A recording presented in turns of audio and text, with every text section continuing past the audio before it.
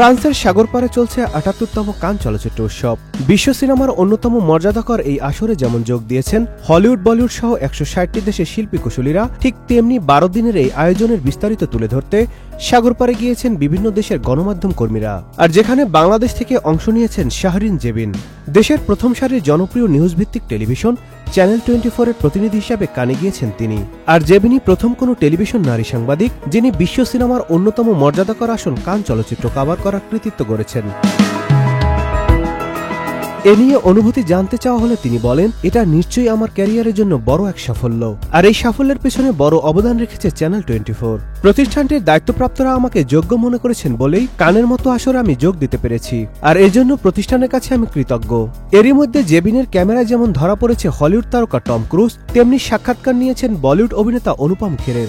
Jamuna electronics ঈদে double খুশি offer season 3, যে কোনো পণ্য কিনলেই পাচ্ছেন নিশ্চিত ঈদ উপহার। এছাড়া সাগরপাড়ের শহরটিতে যারাই যাচ্ছেন তারা হচ্ছেন জেবিনের মুখোমুখি। যে খবরগুলো প্রতি মুহূর্তে চ্যানেল 24 এর বিভিন্ন সংবাদে সরাসরি জানানোর পাশাপাশি তিনি অনলাইন প্ল্যাটফর্মেও দেখাচ্ছেন।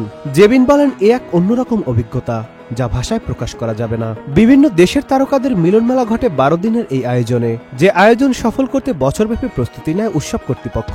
এবারের কান আসরে আছে বাংলাদেশের উপস্থিতি। উৎসবের সর্বোচ্চ পুরস্কার স্বর্ণপামের জন্য লড়ছে বাংলাদেশের ছবি আলী। স্বল্পদৈর্ঘ্য যে সিনেমাটি পরিচালনা করেছেন আদনান আল রাজীব। এছাড়া আমন্ত্রিত অতিথি হিসাবে এবার যোগ দিয়েছেন বাংলাদেশের চলচ্চিত্র অভিনেত্রী ও প্রযোজক খাদিজা পারভিন বর্ষা। আসরের ওয়ার্ল্ড ওমেন কান এজেন্ডার ডিসকাশন বিভাগে অংশ নিয়েছেন তিনি। জেবিন আরো বলেন, একজন বাঙালি সংবাদকর্মী হিসাবে আমি গর্বিত হয়েছি এবার, কারণ ছবি আর আলোচক দিয়ে ৭৮তম আসরে রয়েছে বাংলাদেশের নাম। বাংলাদেশের চলচ্চিত্র যেভাবে এগিয়ে যাচ্ছে তাতে আমি বিশ্বাস করি আগামীতে কান সহ আন্তর্জাতিক উৎসবগুলোতে আরো দাপটের সাথে থাকবে বাংলাদেশ। Nadim Hasan, channel I.